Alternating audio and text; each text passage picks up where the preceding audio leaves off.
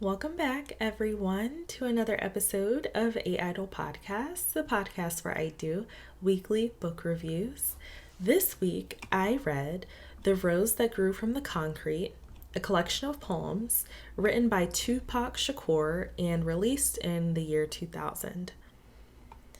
Now, Tupac was someone who, to most people, I feel like he is this caricature of a rapper who died in the midst of this tragic hip hop beef. However, what we're starting to understand, especially by the word of people who grew up with Tupac and around him during this time period, that he wasn't just, this picture of fury that I think we get in a lot of movie adaptations, even just like you Google Tupac's name and like the pictures that show up are specifically curated to show this one side of him. But what we find through this collection of poems is that he was really an artist, and he was a poet, and he was someone who was very aware of himself emotionally, but also where he stood, in the world externally. Now, he actually passed when he was 25, which gives me a lot of perspective because I'm 27 and I still feel very young in this world. And so that just emphasizes the amount of wisdom that this man had at such a young age, because a lot of these poems were actually written between the years of 1989 and 1991. So there's a lot of weight, I think, that this piece holds in showing the character of Tupac, but we'll get into it a little bit more.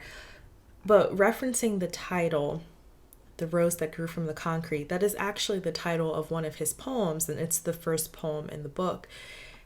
And it was written by a young 19-year-old Tupac in it wasn't a poetry class, but I think it was like a poetry club.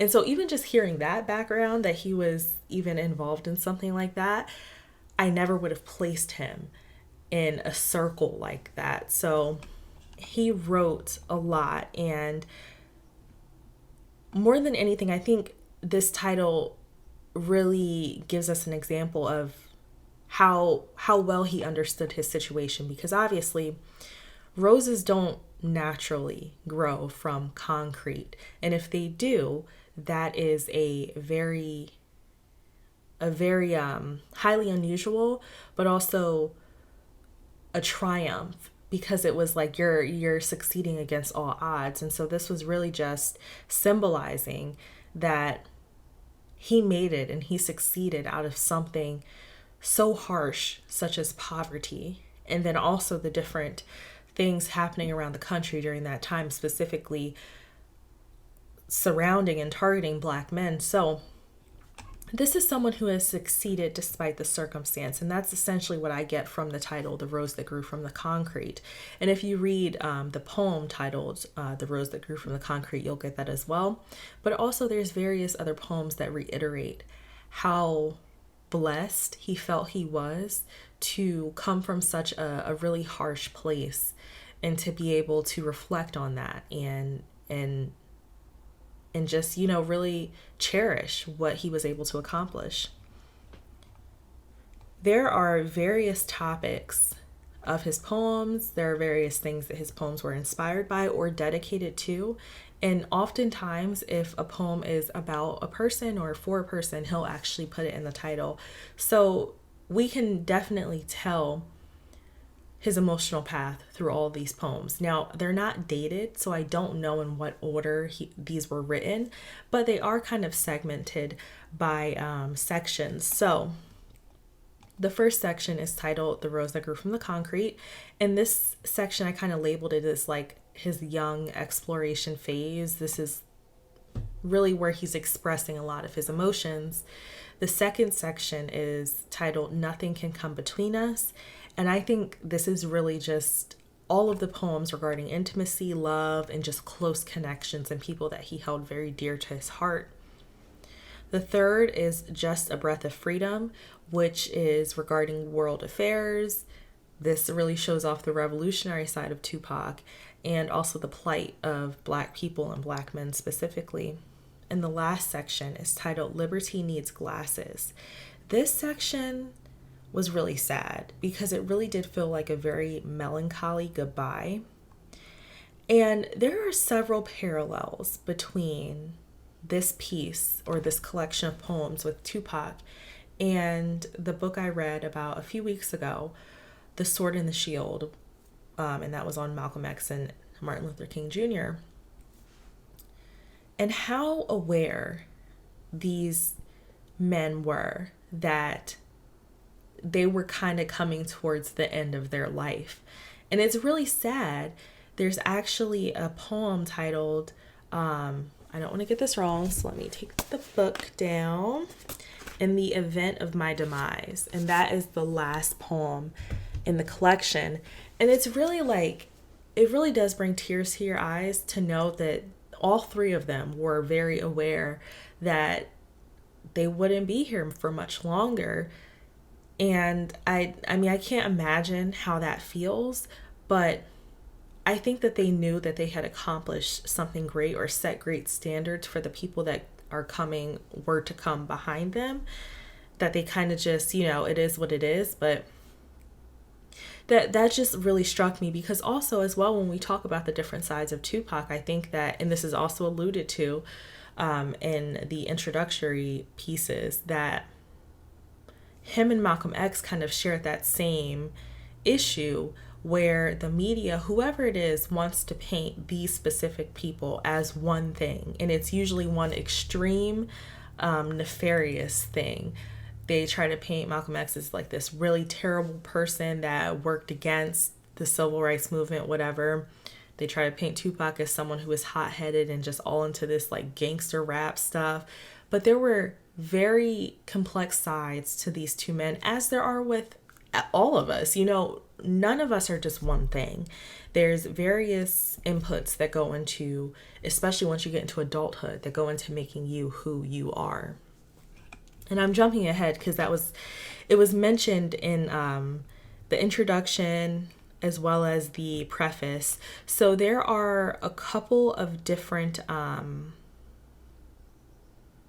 guess, I don't want to keep calling it introduction because there's an acknowledgement section, there is a preface, a foreword, and an introduction all before the collection of the poems. And they're all about like a page, 2 pages long or so.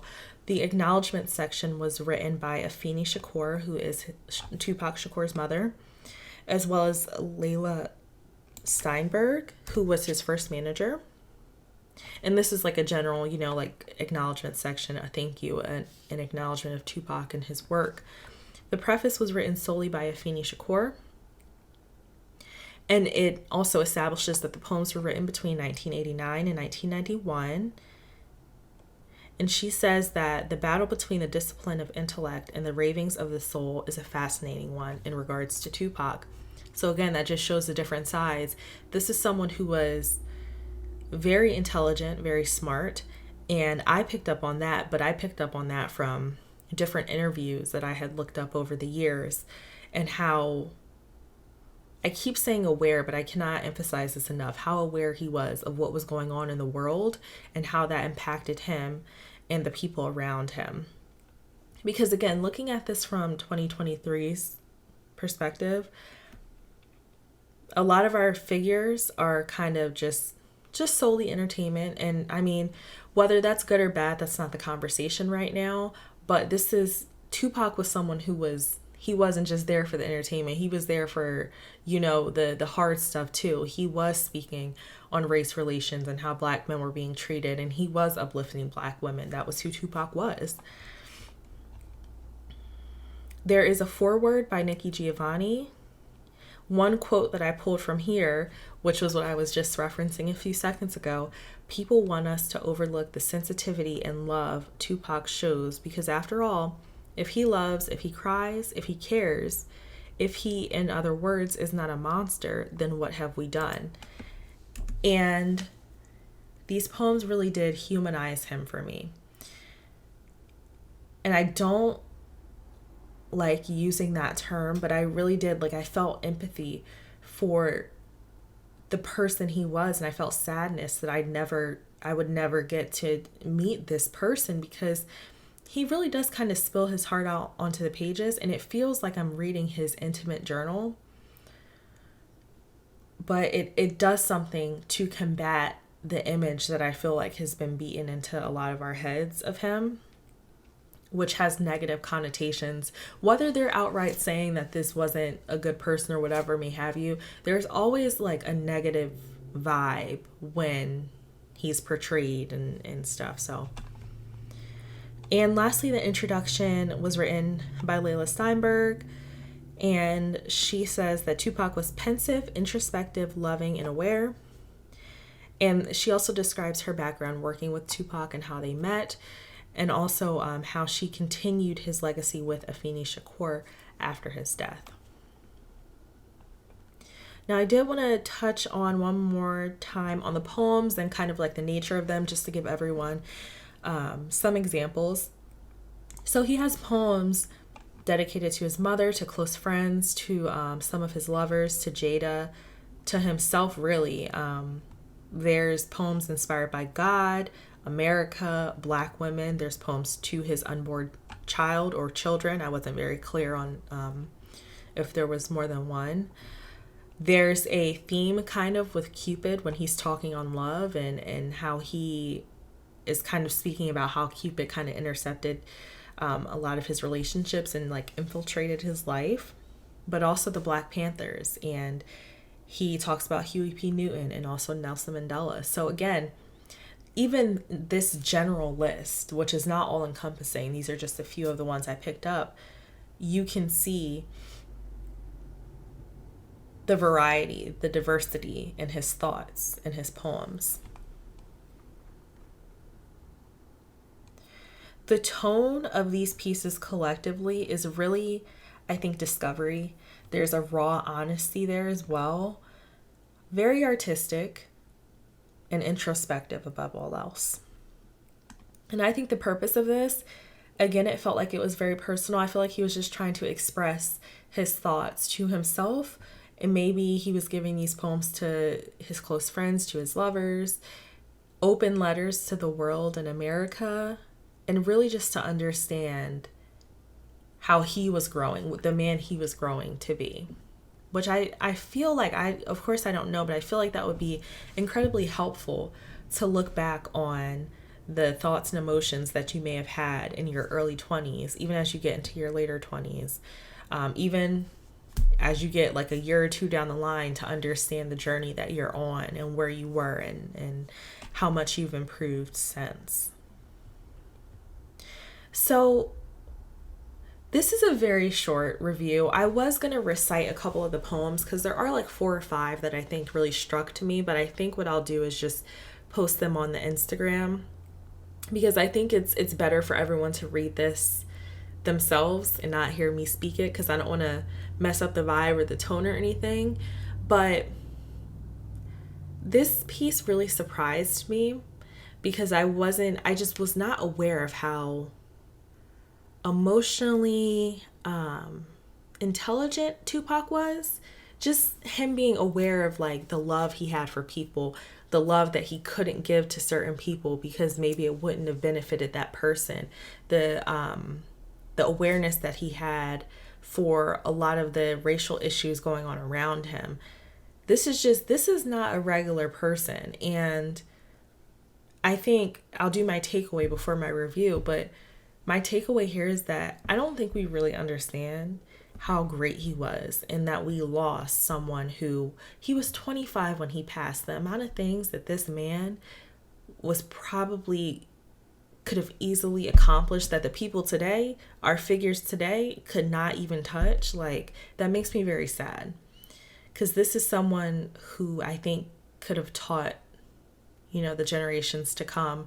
And perhaps we just have to rely on the things that we already have, the music that we have, the poems that we have, the literature that we have by him to guide us in the right direction. But it really just made me really upset that we lost such a great person in someone so artistically intelligent as well as emotionally. If you can't tell, I really enjoyed this piece. Again, I do feel like it was very similar in terms of the sword and the shield, and how the intention here is to show that there was more than one side to Tupac, much like there was more than one side to MLK and Malcolm X. And we have to really start being aware of the nuance, you know, and of the potential,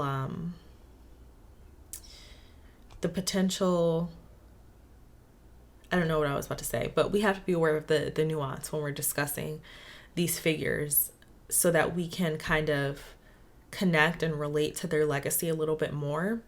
Because if we hold someone up as being only one thing, good or bad, we'll never be able to relate to that person, because we know, if you know yourself, you know that there's complexities going on, and you know that you're not just good, you're not just bad, you're not just someone who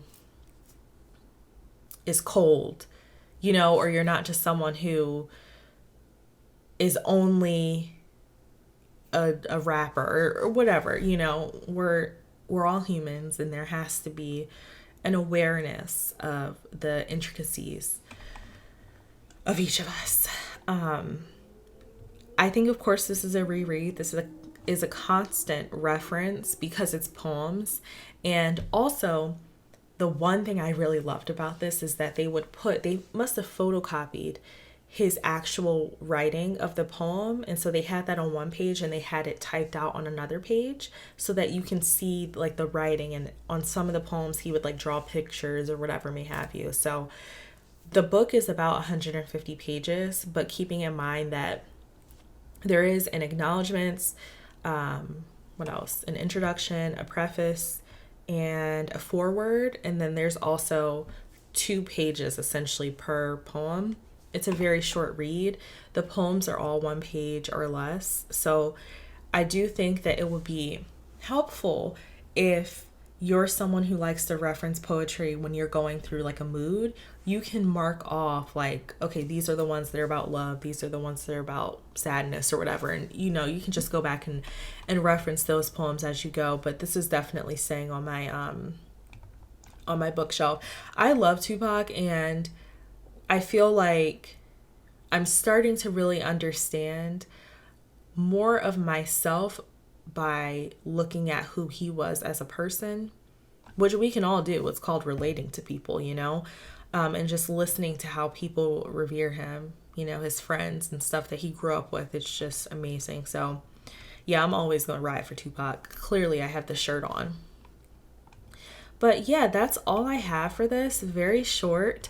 Poetry is a little difficult for me to review because, especially when you have like a compilation like this, each poem is like a short story within itself, and I'm not trying to spoil any of it. I would really like for everyone to experience this for themselves, so I definitely recommend going out and getting this. And I think the publisher is Simon and Schuster. I have a few of their other books too.